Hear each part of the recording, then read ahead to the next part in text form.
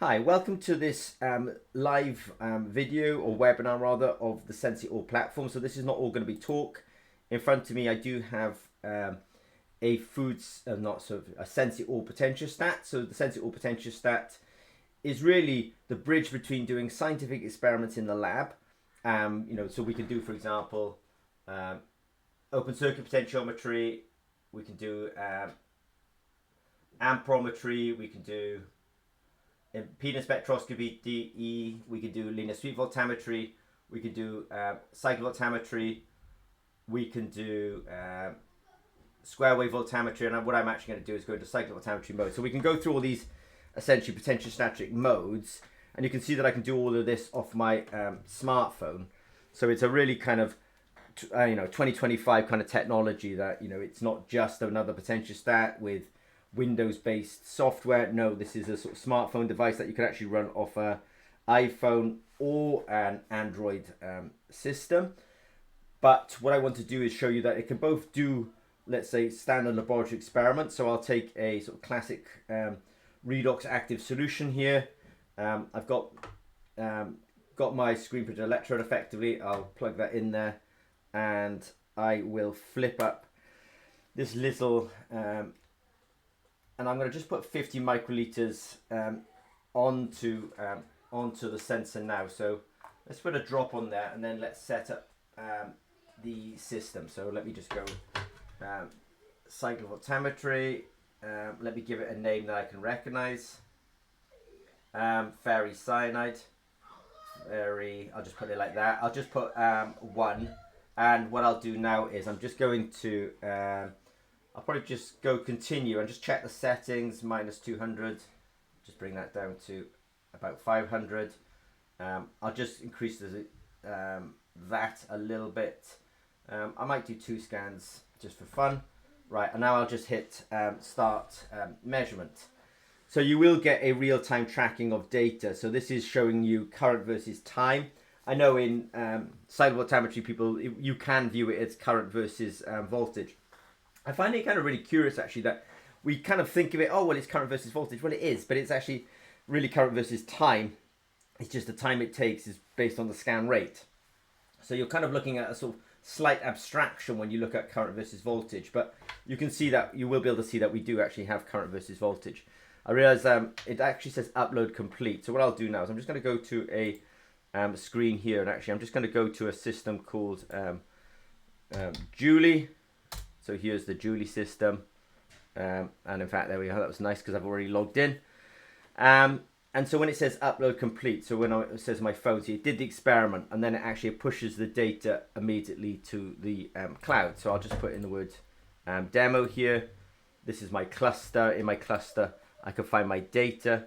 In fact there's my ferricyanide there, and I can see my I'll see my cyclic voltammogram first and second scans shortly. So there we are. I can see my second scan there.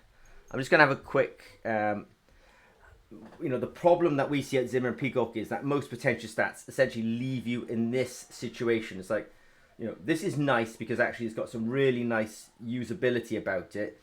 It's driven off an app. It's cloud connected. It's brought the data up to the cloud, but now you're kind of left with, with a voltammogram. So that's just like where every scientific instrument today, at least in the potentiostat world, essentially leaves you. But what we can do with this then is I can come into here, I can look at this data, and I can show, for example, let's find the peak height, probably about, I'll do 250, whoops a daisy, I'll just put I'll just put 250 in here for a second. Did I hit numerical lock? I probably did. No, I haven't. Right.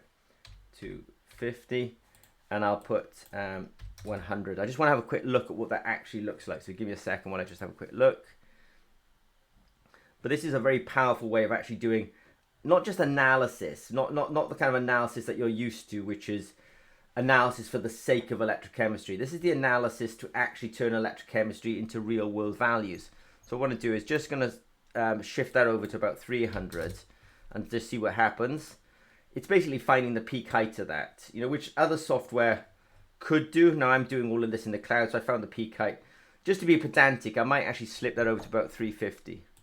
Now, once I've done this, I can actually save this as a template, so I never have to do this again. So you can imagine that you're going in the lab, you set up one of these templates, the data comes up, and it's already processing it. So we've got R350. Now what I'm going to do is I'm just going to go to show extracted values, which I'll next do.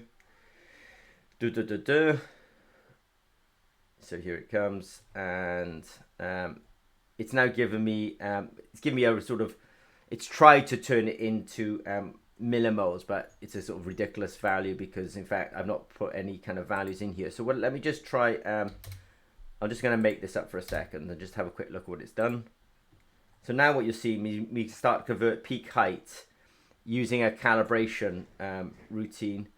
Okay, so that's done it at 0.328. So let me just try something else. 0.5, just see how it, what I really like about this, it's more like playing a computer game, you know, that in terms of, you know, you can follow your intuition, you know, it's like, yeah, I suppose it is like a computer game because I'm exploring at the moment. So I can just see that that's brought that up to 32 millimolar. In fact, let me just try something else just for a second. So here it goes, we're getting there now, 32 millimolar, and that's brought, I went the wrong way. Let me just bring that back to 5 for a second, and let me just do that very quickly. So let me just do 5 in there, where we got to now. So we've got to, yeah, 3.278. What I might just do is I just want to click that up to 6, and just if 6 is the wrong way, then we'll try 4. So let me just do that real quick.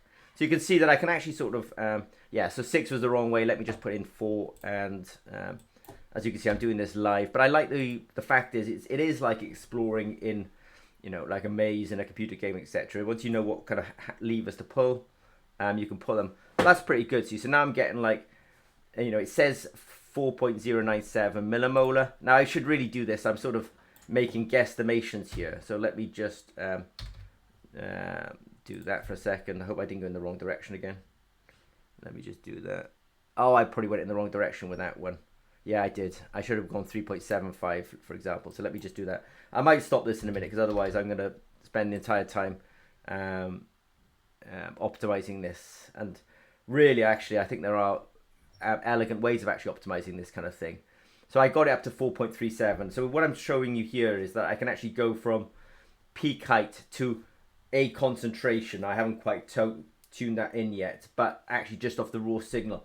And then once you've done that, you can actually send the result back to the phone. So you can imagine that you tell somebody, which is the experiment I just did, take your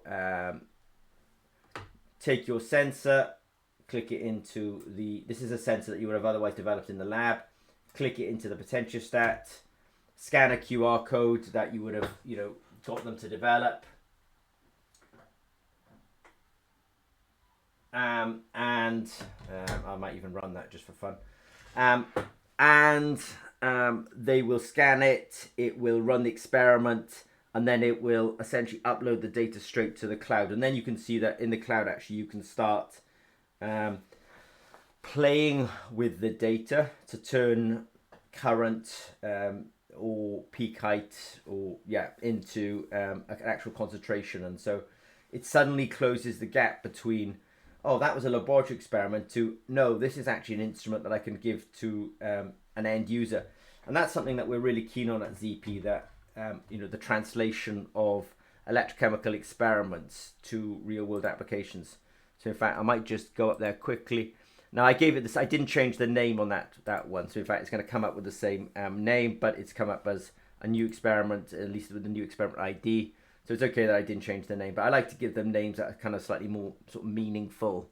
But if I have a quick look down here, then I can see the sort of classic Cottrell type response for an amperometric experiment. Now what I want to do is actually go over to real world applications.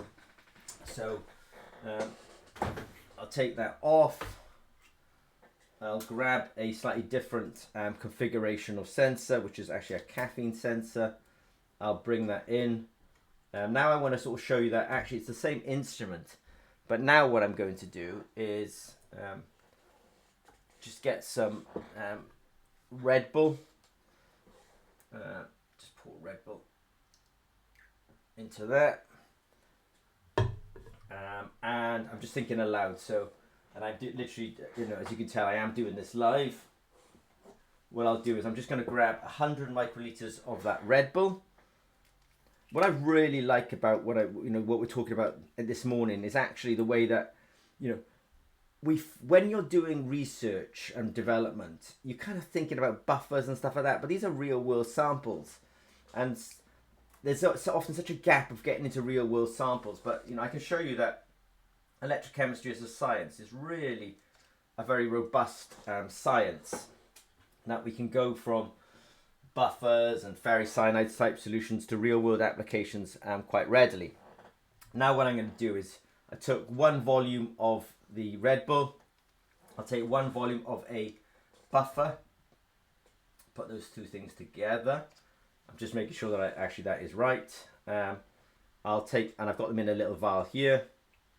Not that I love this cap, right? So I've got that cap on there. I'll just take these two out so I've got a bit more space.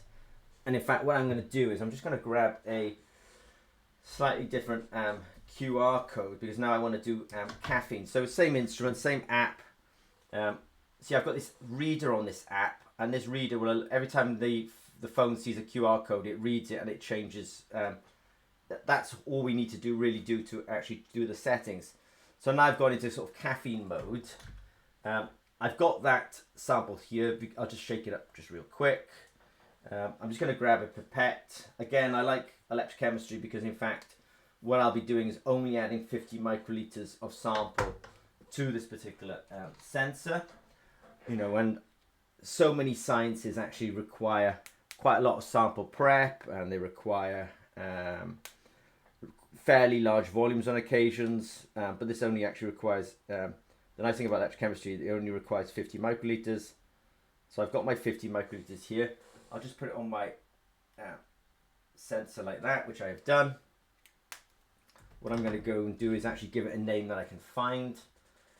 So I'll call this Red Bull. Red Bull. So I think that's good. Do that, and off we go. So everything I'm doing today is essentially live, so forgive any kind of jumping around and stuff like that. You know, trying to do demos essentially in real time. But now it's actually doing something slightly different. It's actually doing square wave voltammetry. So this is, so far I've done amperometry on ferricyanide, cyclic voltammetry on ferricyanide, and really come back with it. This is really a very good assay. So they say on Red Bull, they only do it to 1 decimal point. So they say that they essentially ship 0.3 milligrams per gram. We do it, it's a bit ridiculous, to 3 decimal points. Maybe we should just, you know, also round. But that said, we've got 0.253 milligrams per gram of caffeine. If I round that up, that's 0.3 milligrams per gram of caffeine in that. Again, it gives me the answer on the phone. This is the bit where most potentiostats basically fail, because you can't turn that potentiostat into a product, because you're just left with, in this particular case, square wave voltammetry. But we have the best of both worlds, because we also have the data in the cloud. So let's just go up to the cloud and have a quick look. I'll just do a quick refresh on that. There's Red Bull. Click on that. It's uploading it. Now, Julie, as you can appreciate, this is a very powerful tool, and this didn't come overnight. You know, there's a lot of investment has gone into this, but look at this. I mean, we can see the raw data here, which is square wave voltammetry. We can see the peak for caffeine. Look at the way Julie can actually do what's called a baseline subtraction. You know, and it's just, I just say just. I'm just going to turn a few things off so you can actually see it. I can go into tools. I can see that we're doing an analysis. I can see that we did some pre-processing, which is baseline, using an iterative polynomial. Then we've gone and found the peak height. Then we've showed extractive value. Then we fitted it to a formula, and then that gives us an actual result in Julie, which is 0.253.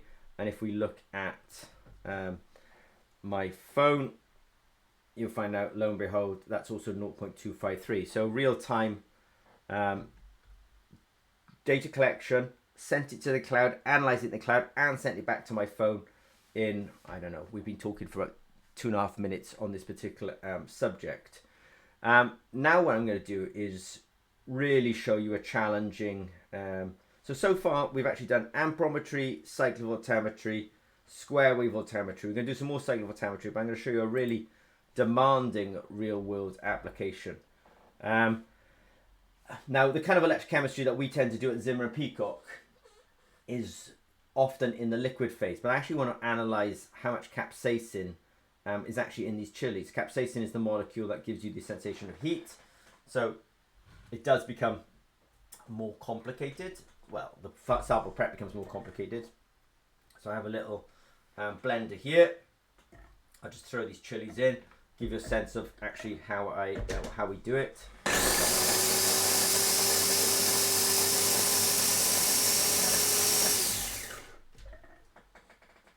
Right, I think those chilies have disappeared now. I've got to be careful about that. I'm going to start coughing in a minute, but that's my fault, clearly, because there's no one else here. But we do have the chilies here. Yep, I'm going to shut that up quickly because actually it is really quite pungent and in the air. What I'm going to now do is grab a balance. Maybe I should have done this. Let me just put a weighing boat on that. And what I'll now try and do is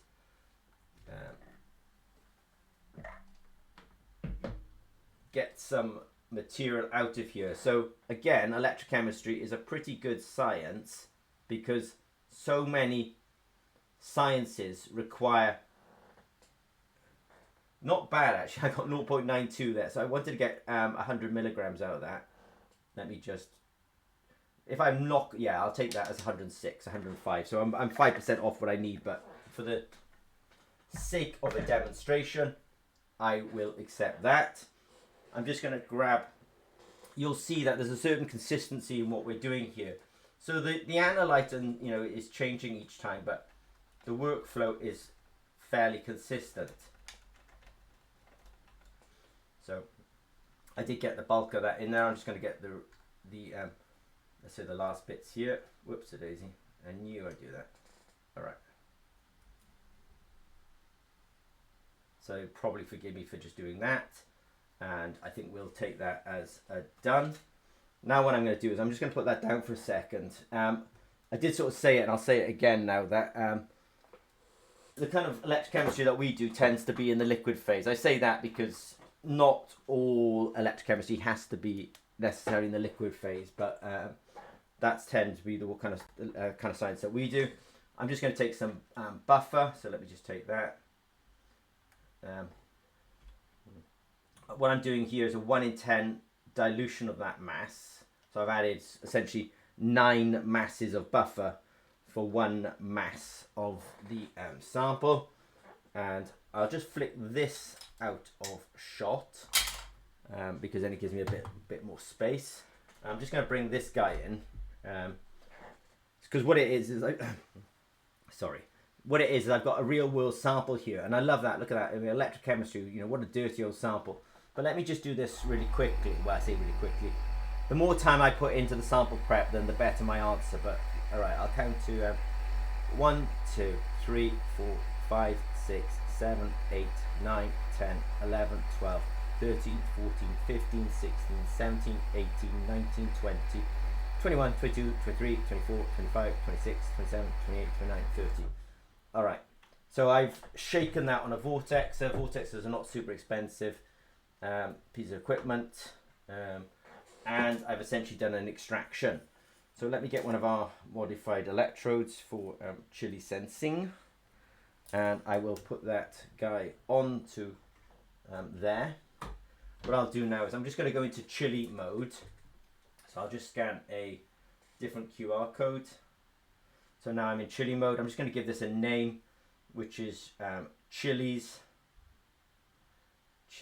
I did a 1 in 10 dilution, and what I'm going to do now is put, again, you'll notice a consistency when I do 50 microliters onto the sensor. So let me just grab a 50 microliter pipette.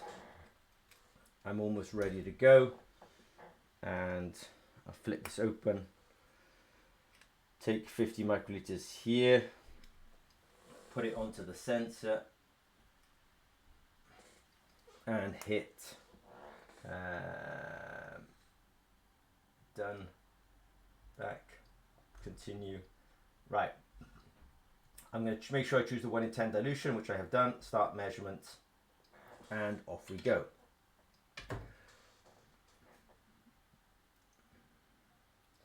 Uno, dos, tres. All right, here it goes. We tried to make our assays fairly fast at ZP, and that's actually quite a mild chili. In fact, no, it's not that mild. Actually, it's perfect. Well, the reason I was kind of saying that's mild is the result is 5,020 Scoville heat units. I did a 1 in 10 dilution, and I can actually show you the data as well. Actually, let me just show you the data, and then as I show you the data, I'll talk through why I think that's perfect, because it's actually a bird's eye chili. And if you, I would say once upon a time, I'd say if you look on Google, but actually I'd say if you look at ChatGPT as well these days, you'll find that a bird's eye chili has a reputation for being 50,000 Scoville heat units to 100,000 Scoville heat units. But that's the dry weight. This is the wet weight. This is the fresh chilies chopped up with all the moisture. A chili is about 90% water.